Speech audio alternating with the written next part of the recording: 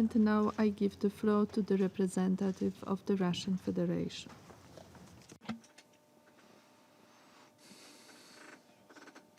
Thank you, Madam President.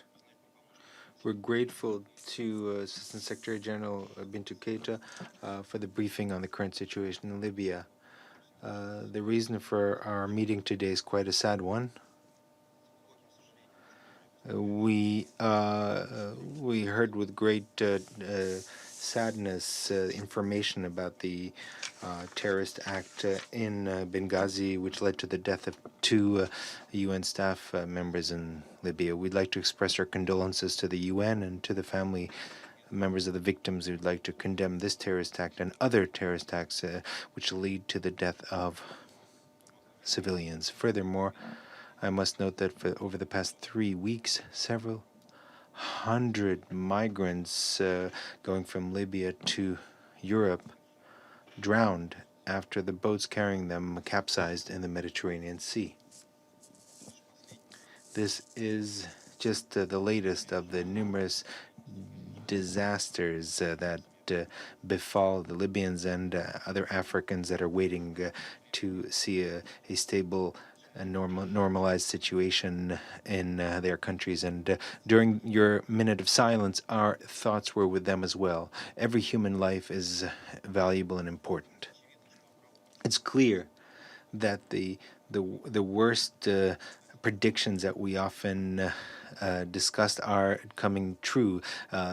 Terrorist groups are becoming more and more active.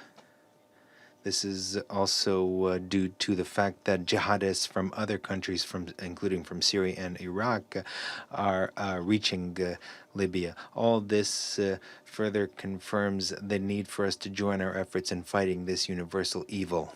At the same time, it's important to set aside double standards and not try to flirt with radicals or to politicize this. We're also concerned about the situation with illegal immigration. However, it is not by imposing sanctions that we will resolve this problem.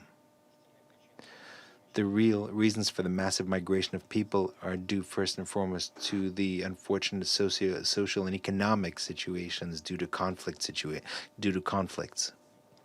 However, we must combat not migrants, but rather with the root causes that lead to migration.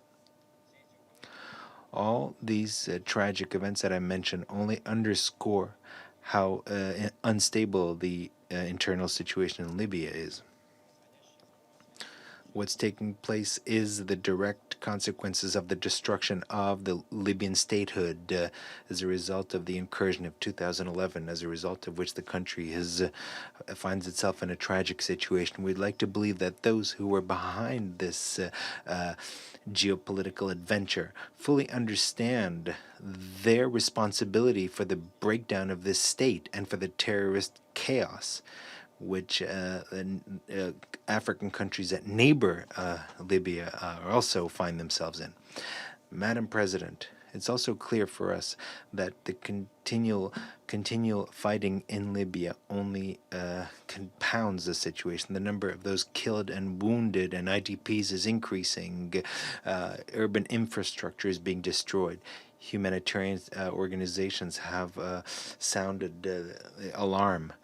There is no alternative to a political solution and the reestablishment of effective state institutions. There is no other alternative.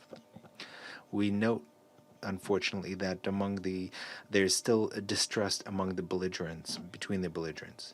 And we would like to convey to all the Libyan parties that the mediation efforts of the UN are extremely important. As we have stressed more than once, the UN must play a leading role in these mediation efforts. We are in favor of ending military operations as soon as possible and for the parties to refrain from aggressive statements. It's important for the Libyan parties to act calmly and with restraint. At the same time, we should make appeals equally to all parties in the conflict.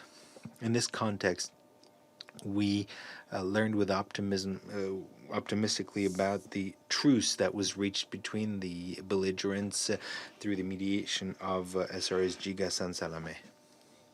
We hope that this truce will last, and we'd like to express our support for the SRSG. Now, the issue of the illegal spread of weapons in Libya continues to be irrelevant. This undermines the security situation in the country itself and in the whole Sahel and Sahara region.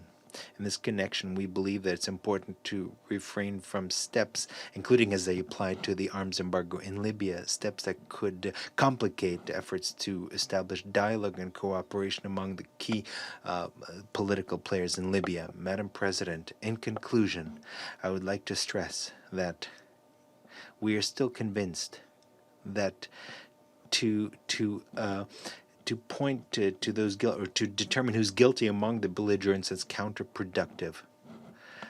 I think it could possibly undermine the resumption of the political dialogue in Libya, something that we should avoid. Thank you. Representative of the Russian Federation for his statement.